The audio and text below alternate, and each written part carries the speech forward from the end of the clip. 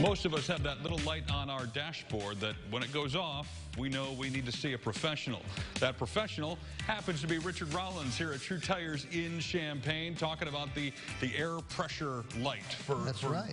One of our tires has gone down for some reason, and you're going to take me to school on what that system is and how it works. Fantastic. Well, in 2007, the federal government mandated what they called the tire pressure monitoring systems, or TPMSs. They said that we have to be able to know if one of our tires drops down below a certain pressure level. Part of it is in response to the original Firestone 500 problem that they had with the tires with those. But mostly they wanted it for fuel economy and for safety.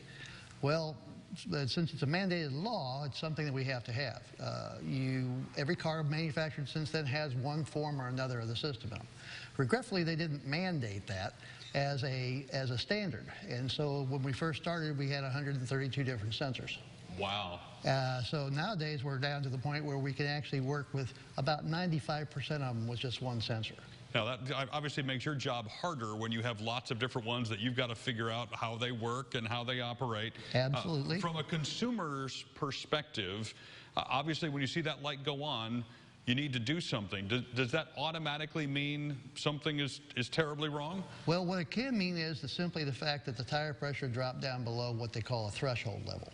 They have different thresholds for different sensors. It may be 2 to 3 pounds per square inch above or below whatever that threshold is. When that happens, the light will come on. You may just need to have your tires aired up. You know, we can do that with no problem. But it also might mean that you have a nail, or you might have a puncture, or you might have a leak of some type or another in your tire. If that's the case, then we can either repair that and get it to work, and that fixes about 80% of them. But there are some other problems with them. First of all, they are a radio frequency transmitter. And so there's actually a battery inside. This is one of them right here. There's actually a battery inside of this transmitter. And the battery will actually start to go bad after a certain number of years. And considering that some of them have been out there since 2007, we're seeing a lot of bad batteries nowadays. The battery is not replaceable. It is actually potted in. So you just have to replace the entire unit? You will have to replace the entire sensor. The other problems that we find with them are people having to put something other than a plastic cap on them. They like those little, the little dice that they have decorative ones. Yeah, the decorative ones. But what you do is you get a dissimilar metal, and the ends will actually snap off. And once that happens, it has to be replaced. The problem is with the original sensors, 99% of them, the stem is built into the sensor.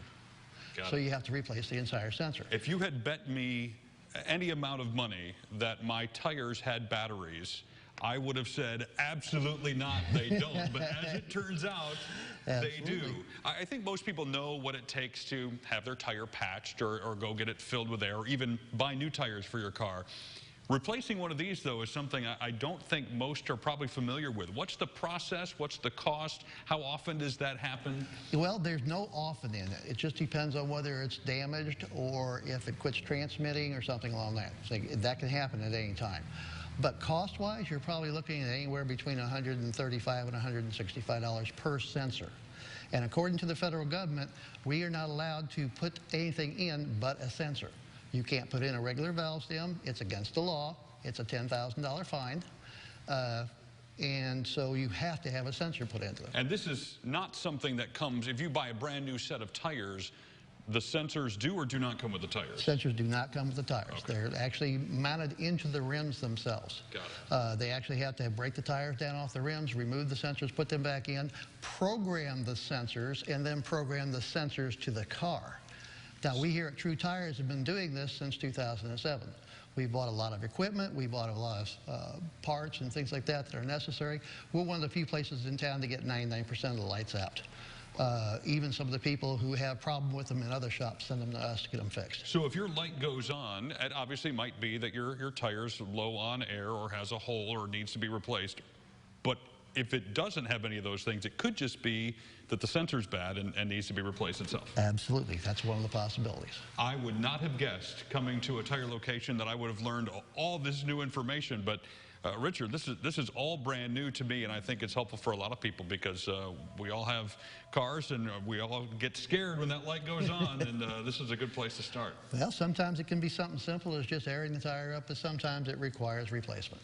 Well, and now you know where to go. True Tires in Champaign. You also have a location in Urbana, right? Absolutely. So convenient for you. We will connect you with all of this information and details on how Richard and his crew can help get your car squared away at our website. Just go to CILiving.tv.